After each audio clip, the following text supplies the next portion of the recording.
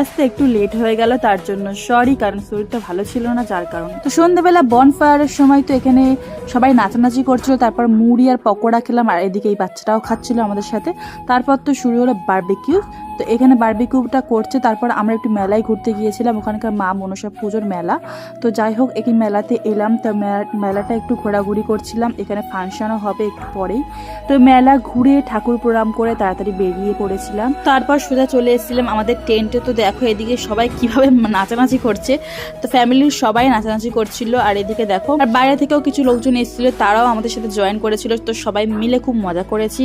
তো তারপর রাতে ডিনারটা সেরে ফেলেছিলাম তাড়াতাড়ি করে, কারণ রাত হয়ে গিয়েছিল অনেকটা।